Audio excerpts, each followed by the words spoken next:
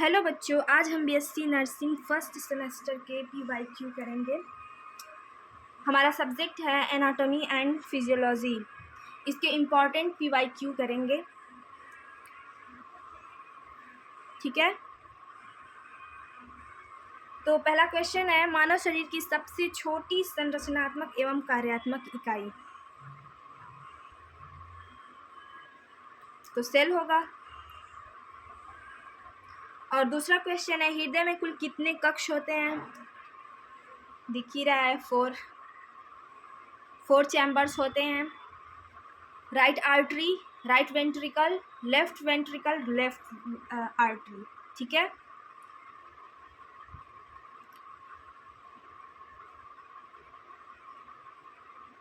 अब हम third question की तरफ आते हैं। मानव शरीर की सबसे बड़ी लार्जेस्ट ग्लैंड कौन सी है। लीवर।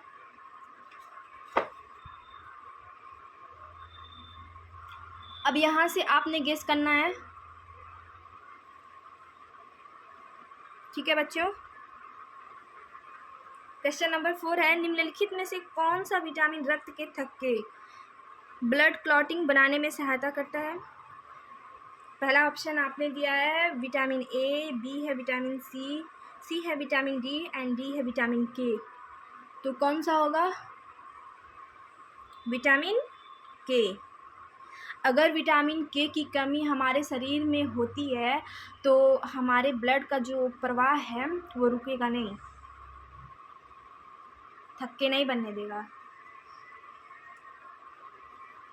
चलिए हम नेक्स्ट क्वेश्चन की तरफ आते हैं। क्वेश्चन नंबर 5 है, नर्सिंग प्रोसेस का पहला चरण कौन सा है। गेस करें बच्चों। Option B is right, assessment. याद रखिएगा, नर्सिंग प्रोसेस के 5 चरण होते हैं, ठीक है ना। इसमें 4 दिया हुआ है। क्वेश्चन नंबर 6 की तरफ आते हैं।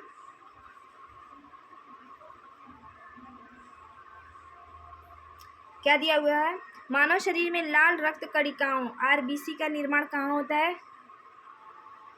गेस करें। Bone marrow. किसके किसके आंसर सही हैं, कमेंट करके जरूर बताएं। क्वेश्चन नंबर 7 की तरफ हम आते हैं। मानव शरीर की सबसे बड़ी हड्डी कौन सी है। वो सबसे बड़ी और मजबूत हड्डी है। पहला ऑप्शन है टिबिया, बी है फीमर एंड सी है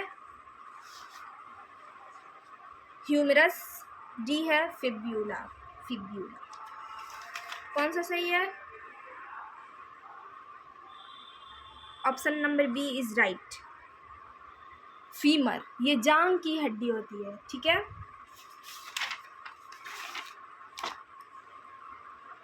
क्वेश्चन नंबर 8 की तरफ हम आते हैं। क्या दिया हुआ क्वेश्चन, निम्नलिखित में से कौन सा अंग इंसुलिन का स्राव करता है। गेस करें। Option number B is right answer, pancreas, ठीक है। क्वेश्चन नंबर 9, मानव शरीर में सामान्यतः कितनी जोड़ी पसलियां रिब्स होती हैं। बताएं। 10 जोड़ी, 11 पेयर्स, 12 पेयर्स, 13 पेयर्स। कौन सा सही है। Option number C is right answer, ठीक है। क्वेश्चन नंबर 10, मानव शरीर में कुल कितने कार्नियल नर्वस के जोड़े होते हैं। बताएं। क्वेश्चन नंबर 10 बताएं, गेस करें। C option is right answer, ठीक है बच्चों। तो मैं आपको यहाँ पे 10 क्वेश्चन लेके आई थी और करवाई हूँ, तो आपने बस इतना करना है। मैं आपका ज़्यादा समय नहीं लेना चाहती क्योंकि अभी और भी सब्जेक्ट हैं आपको पढ़ने के लिए। तो अगर आप कभी भी रिवीज़न करें और मेरे क्लास को देखें तो आपने ऐसे रिवीजन करना है कि जैसे मैंने क्वेश्चन नंबर 1 बताया आपको, तो इसका answer C is right answer है, ठीक है। अब आपने ऐसे इसको पढ़ना है कि आप क्लास में ही इसे अच्छे से पढ़ सकें, याद कर सकें। देखिए, सबसे छोटी इकाई एवं कार्यात्मक इकाई क्या है? तो आपने सेल कई मतलब 3 या 4 दफ़ा यहाँ पे लिख लेना है कि हाँ, सेल होता है, सेल क्या होता है? स्ट्रक्चरल एंड फंक्शनल इकाई क्या होता है? सेल होता है। इसी तरीके से जो हमने क्वेश्चन नंबर 2 पढ़ा, हृदय में कुल कितने चैम्बर्स होते हैं? तो कुल 4 चैम्बर्स होते हैं, ठीक है।